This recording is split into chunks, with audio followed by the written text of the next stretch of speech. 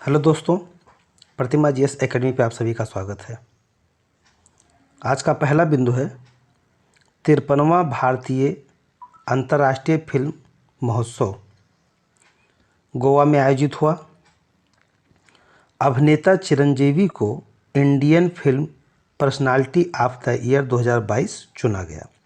आप लोग लाइक करें, शेयर करें और जिन दोस्तों ने अभी तक हमारे चैनल को सब्सक्राइब नहीं किया वो सब्सक्राइब कर लें और अपने दोस्तों को भी शेयर करते रहें। तो चिरंजीवी साहब को Indian film personality of the year 2022 चुना गया है। अगला बिंदु है Madras Colombo rowing regatta. Madras Colombo rowing regatta ये भारत और श्रीलंका के मध्य आयोजित होने वाला सबसे पुराना खेल है। इसकी शुरुआत 1898 में हुआ था और Madras Colombo rowing regatta Madras boating club की महिलाओं ने 81वां मद्रास कोलंबो रोइंग रेगाटा जीता है। यानी मद्रास बोटिंग क्लब की महिलाओं के द्वारा 81वां अडयार ट्रॉफी जीता गया है। जब कोई महिला जो है बोटिंग क्लब में जीती है तो उसे अडयार ट्रॉफी दिया जाता है। तो मद्रास बोटिंग क्लब की महिलाओं ने 81वां मद्रास कोलंबो रोइंग रेगाटा जीता और इन्हें अडयार ट्रॉफी प्राप्त हुआ।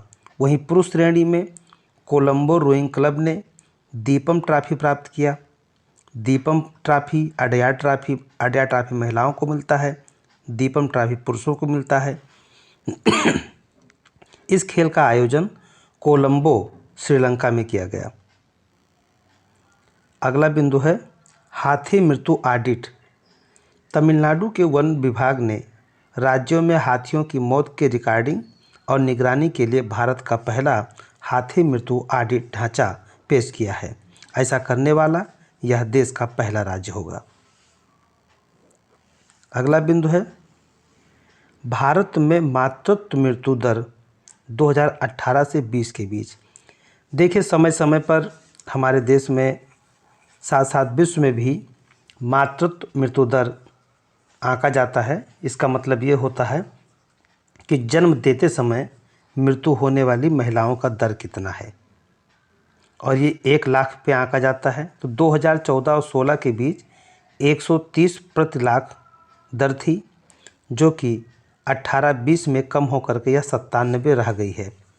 और SDG 2030 का लक्ष्य है कि प्रति लाख 70 लाने का लक्ष्य है कि 1 लाख महिलाओं के जन्म देते समय 70 से अधिक मृत्यु नहीं होनी चाहिए। वहीं हमारे देश में राज्यों ने जब 14-16 का रिपोर्ट आया था उस समय 6 राज्य ऐसे थे जिन्होंने SDG 70 के लक्ष्य को प्राप्त कर लिया था। लेकिन वर्तमान में 18-20 के रिपोर्ट के तहत 8 राज्य ऐसे हैं जिन्होंने SDG के लक्ष्य को प्राप्त कर लिया है। उनमें से कौन कौन हैं? ये 8 राज्य कौन हैं? सबसे पहले तो केरल है। केरल में 1 लाख के जन्म पर केवल 19 महिलाओं की मृत्यु होता है।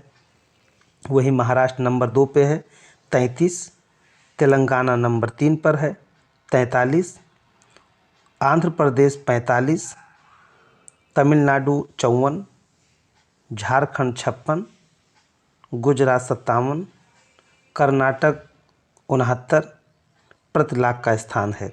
यानी कि केवल 8 राज्य ऐसे हैं जिन्होंने 70 से नीचे का लक्ष्य प्राप्त कर लिया है, बाकी को भी प्राप्त करना है। अगला बिंदु है मौना लोआ ज्वालामुखी। मौना लोआ ज्वालामुखी ये हवाई द्वीप पर है। हवाई द्वीप अमेरिका का 49वां प्रांत है जो कि द्वीपीय देश है, प्रशांत महासागर में स्थित है। और वहाँ पे ज्वालामुखी 40 साल में पहली बार फटा है।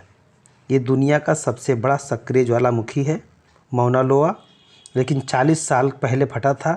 40 साल में फिर से दोबारा इन्होंने अपना प्रतिक्रिया दे दिया है कुल मिलाकर के ज्वालामुखी मौना लोआ ने। तो मौना लोआ ज्वालामुखी हवाई द्वीप पर है। हवाई द्वीप अमेरिका का 49वां प्रांत है। हवाई द्वीप की राजधानी होनोलुलु है और 40 साल के बाद फटा है। अगला बिंदु है ऋतुराज गायकवाड़। महाराष्ट्र के बल्लेबाज ऋतुराज गायकवाड़ विजय हजारे ट्रॉफी में एक मैच में उत्तर प्रदेश के खिलाफ 1 ओवर में 7 छक्का लगा करके विश्व रिकॉर्ड अपने नाम कर लिया है ऋतुराज गायकवाड़। अगला बिंदु है हॉर्नबिल महोत्सव।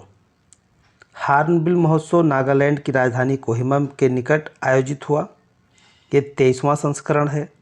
नागा विरासत गांव किसामा में हॉर्नबिल महोत्सव के 23वें संस्करण का आयोजन हुआ और हॉर्नबिल महोत्सव 2022 का थीम है this is Nagaland. This is Nagaland. अगला बिंदु है G20 की मेज़बानी भारत को।